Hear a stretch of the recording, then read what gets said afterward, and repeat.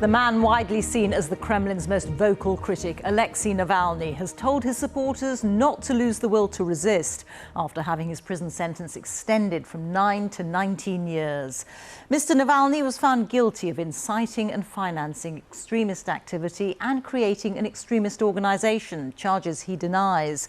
He's already serving a 9-year term for fraud and contempt of court in a case which many see as politically motivated. Today's court proceedings were held in the prison in Melikovo, where he's being held, and from where our Russia editor Steve Rosenberg reports. This is the closest we were allowed to get to Russia's most famous prisoner. We'd been let inside the high-security jail where Alexei Navalny was already incarcerated. But journalists weren't allowed into the makeshift courtroom. All we could do was watch on a screen. At this trial behind bars, the Kremlin critic was found guilty on extremism charges and handed a new 19-year prison sentence. He'll be transferred to a so-called special regime colony and harsher conditions. We may have been allowed in here to watch the verdict on a TV screen, but keep in mind that in this court case, the actual proceedings were closed to the press and to the public and held in a high-security prison. Describing this trial as behind closed doors feels like an understatement. Later, in a message posted for him by supporters, Mr. Navalny wrote the figure of 19 years was meaningless. He would be in prison for life, either his life or the life of the current regime. A charismatic protest leader and anti-corruption crusader, Alexei Navalny fell foul of the Kremlin long ago. In 2020, in Siberia, he was poisoned with a nerve agent and airlifted to Germany. He claims the Kremlin had tried to kill him. The Russian authorities deny it. On his return to Russia in 2021, he was arrested and jailed. Ever since, he's faced trial after trial, punishment after punishment. It indicates that this regime is ready to be extremely cruel.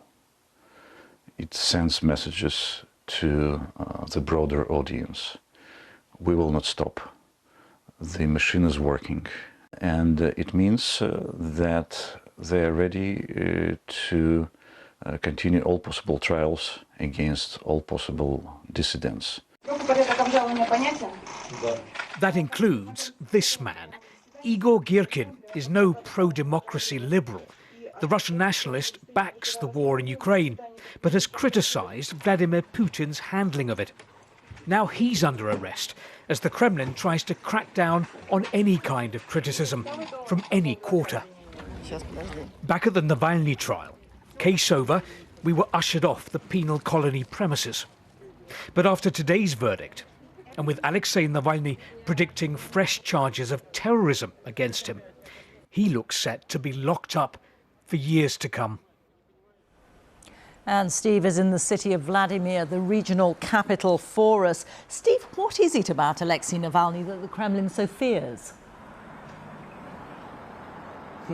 Reeta, if you'd done what the Kremlin has done in recent years, in other words, driven a steamroller over the political landscape here, crushing any potential rival, any potential critic challenger to you, squashing any hint of dissent, you would probably want to make sure that your most vocal critic had no way of reaching the political stage, the Russian political stage. Alexei Navalny is the Kremlin's most vocal critic, right?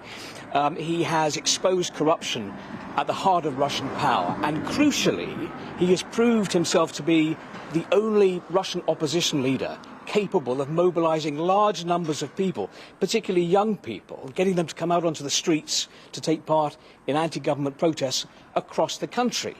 That is why the Kremlin views him as an enemy, as a threat, as a danger, particularly these days, right, when you've got the war in Ukraine raging on, and the Kremlin wants people to rally around the flag. It wants people to rally around the government. It wants people to praise President Putin, not to criticize him.